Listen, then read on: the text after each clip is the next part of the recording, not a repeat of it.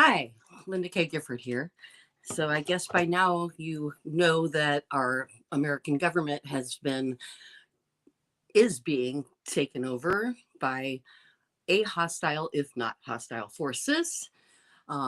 Certainly one hostile force. And I know everyone's talking about it, but we've got to add our voice. And so those nasty women officially joins the resistance. Um, I bought thosenastywomen.com several years ago and just dabbled with it. Actually had a store by that name for a little while in my shopping group. But I was going to retire it because I thought President Harris would make it to where I never had to think about those nasty women as a phrase again. But instead, here we are, Those Nasty Women Talk. And I am begging you to start a $4.99 subscription through sweetsurvivor.com to help us there. I'm a CSA survivor and an NLP, and mostly what I do is help people with C-PTSD. But Those Nasty Women Talk needs to find its place in the world. We need to do something to help and to change the future for women and others. We need to save human rights. We need to save the Democratic Republic. And if you aren't aware, the events of the last 2.5 weeks have been astounding enough. We've been just overrun with so much happening that we're afraid to respond. We have analysis paralysis. We have overwhelmed people. I know I myself spent every night drinking, every night at home, not driving, but I mean, I couldn't even imagine a night without alcohol for a while there. It's just,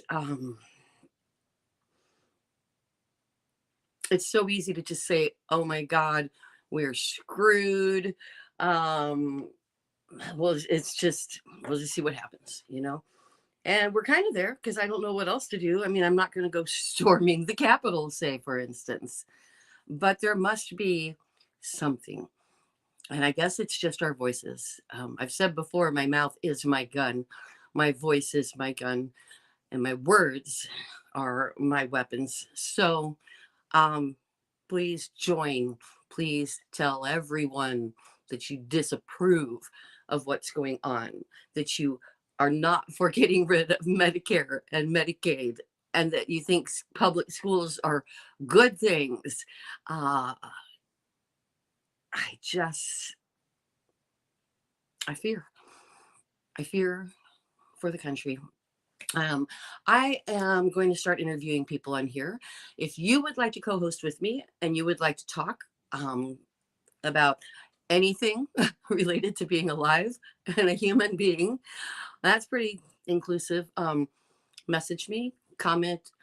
This is going to be quick today. I think everyone's got enough of the news that I don't need to run it down, and I don't think that I even could.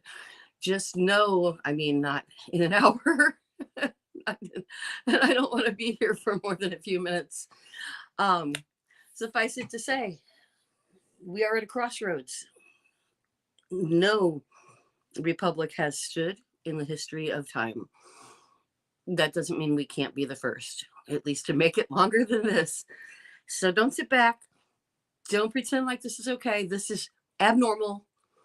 Tell your kids. Like for me, I have to explain it to my 20-year-old because he hasn't lived through politics enough to not realize that we don't always have this kind of trouble within the system, that this is new trouble. And he's becoming a police officer right now too. So it's very important. And he asks a lot of questions, and he's being educated in school in a 4-year criminal justice program, and by me and his older brothers and anyone. Educate the youth, educate your children. This is not business as we do it in America.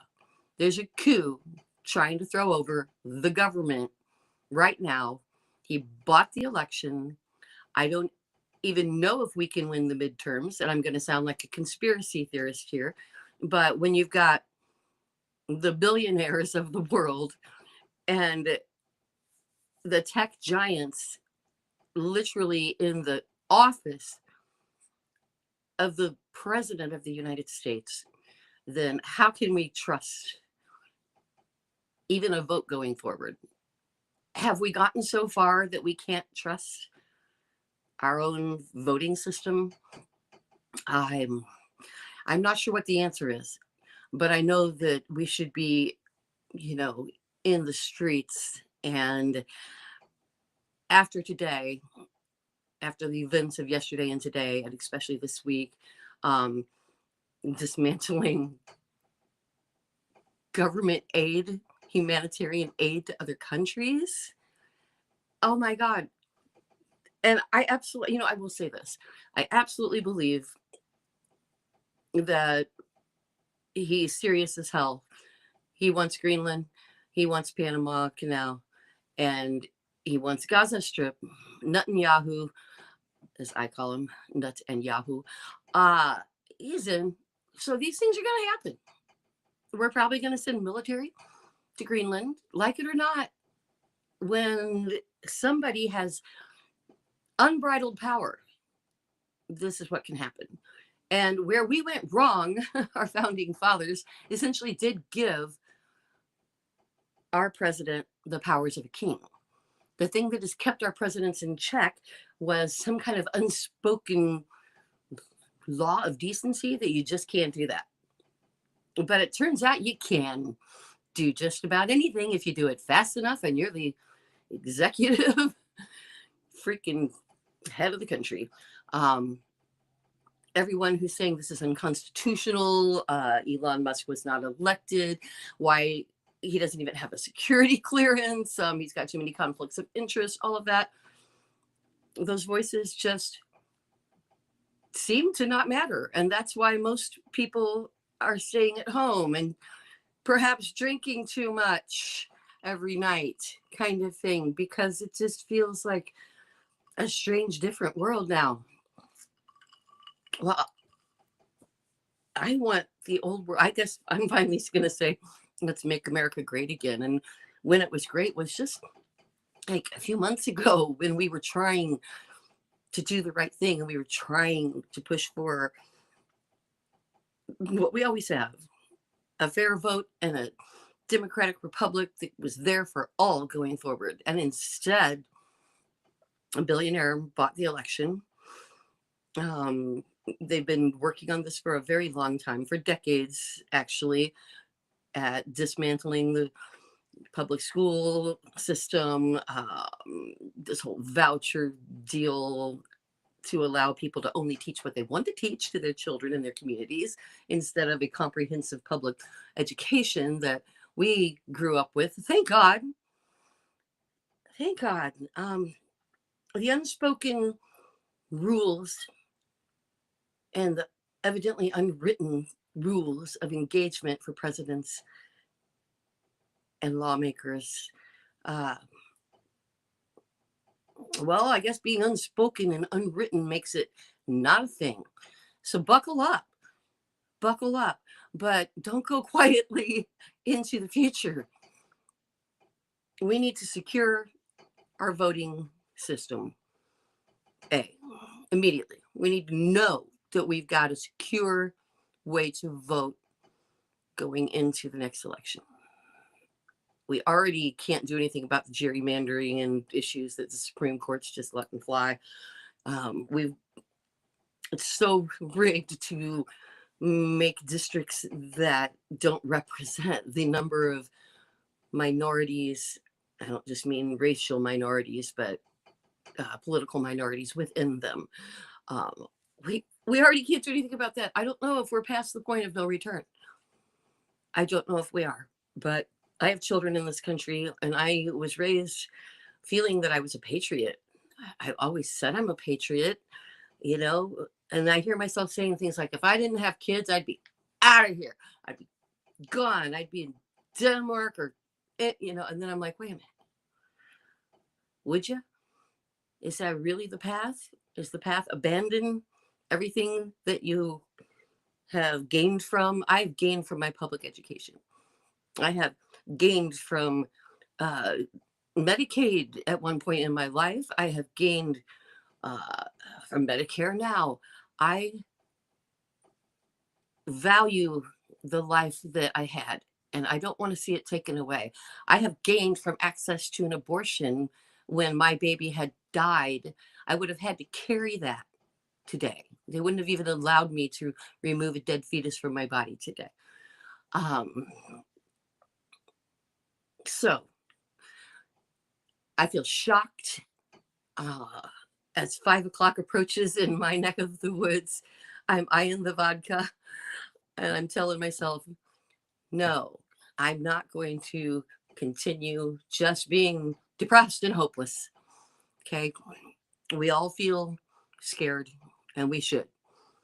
But even Republicans, even the GOP, some of them are seeing what's going on now. But not the politicians are too wrapped up in this, and the rich people benefiting are too wrapped up in the tax cuts.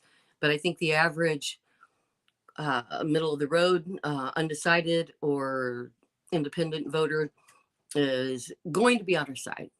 So let's do what we can to educate, to make sure we get the vote out, and to do whatever we can in creative ways. I don't even know what they are yet. I'm looking for leadership from my politicians and community leaders as to what is the most effective way that we can secure the election and know that we actually did vote and that our votes were counted.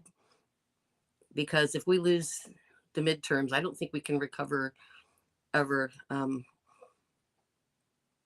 don't think we'll ever recover as a nation. So this is my comfort necklace. I bought this necklace when I was like in grade school. And I've been wearing it for a few days. Somehow it connects me back to a good time in my youth. Also, I have Sweet Shopping Group for Sweet Survivor, and we sell things like this. That's one of them from recycled tin, or metal, actually. This isn't the tin ones. We have all kinds of stuff, pottery, wall art, macrame, bags, purses, jewelry, toys, games. So much statuary that's gorgeous, soapstone, and I buy from women and community artisan entrepreneurs, and I have since 2017. And we never closed even through the pandemic. In fact, we switched to selling toilet paper and hand sanitizer at cost to be helpful. Over the course of the pandemic, my investor and his wife both died of COVID a month apart, December and January of 20 and 21. I have been evicted twice, kept it going, got my book written, and it's almost out.